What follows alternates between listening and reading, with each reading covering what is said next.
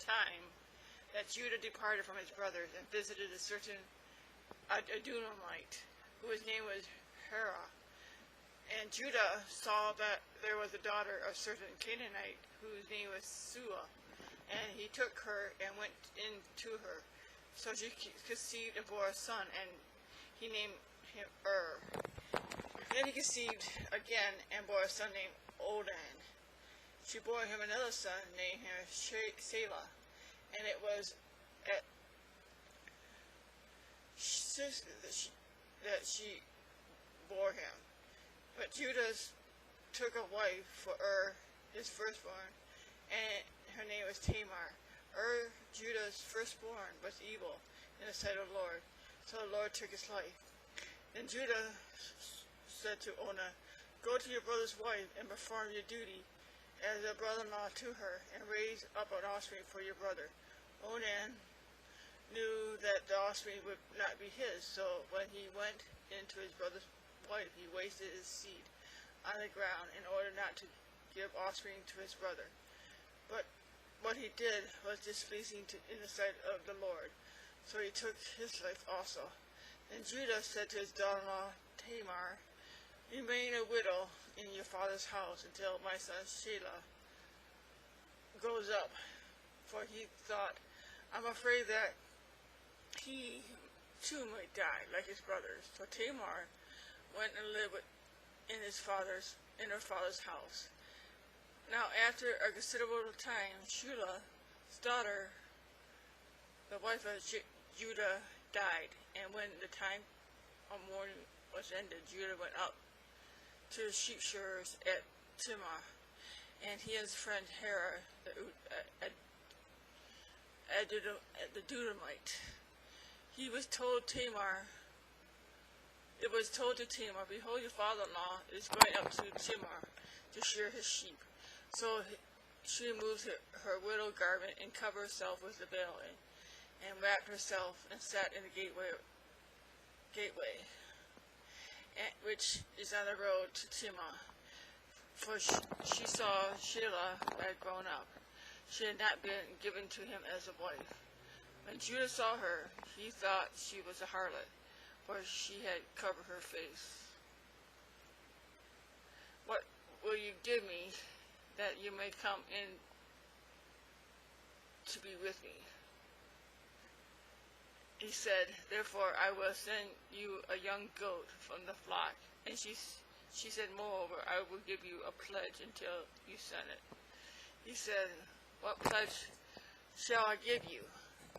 And she said, "Your seal and cord and your staff is in your hand." So he gave them to her and went in to her, and she conceived by him. Then she arose and parted, removed her veil, and put on her widow's garment. When Judah sent the young goat by his friend Adullamite, he received a pledge from the woman's hand. He did not find her. He asked the men of the place, saying, "Where is that temple prostitute who was by the road at Edom?" But they said, "There was no temple prostitute here." So he returned to Judah and said, "I did not find her." And furthermore, the men of the place said, "There have been no temple prostitutes here." And Judah said, "Let her keep them.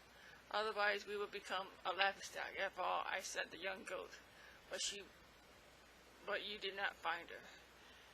Now it was about 3 months later, Judah was informed her daughter-in-law Tamar had played the harlot, and behold, she is also with child by harlotry.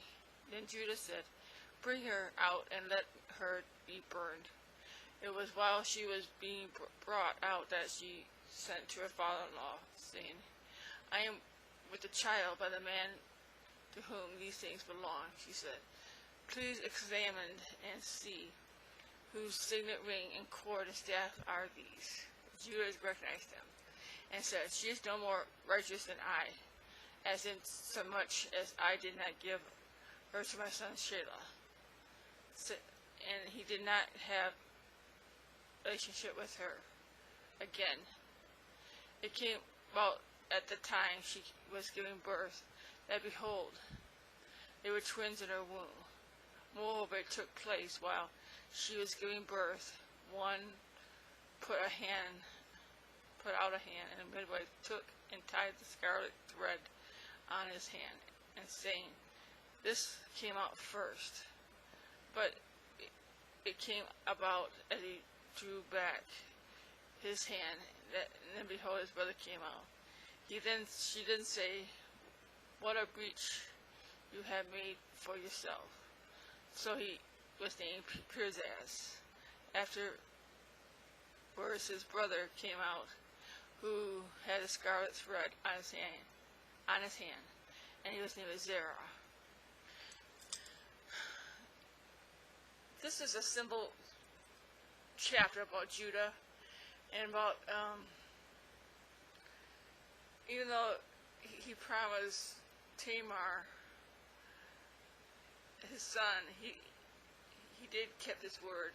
He didn't keep his word, and Tamar went on her own to have a child by him. Even though sometimes we make mistakes, God is still with us. God is always there with us, and God forgives us our mistakes. No matter what our mistakes are, He will forgive us. So I don't know about you, but I make tons of mistakes every day. I'm thankfully the grace of God forgives me. He loves me so much. And keep looking up, keep trusting God, and God willing, I will keep making videos. Probably not every day, but whenever the Spirit wants me to. And keep looking up, keep trusting God, keep praying for our country, because this country needs Jesus, and our president needs Jesus too. And He loves us so much. Thanks.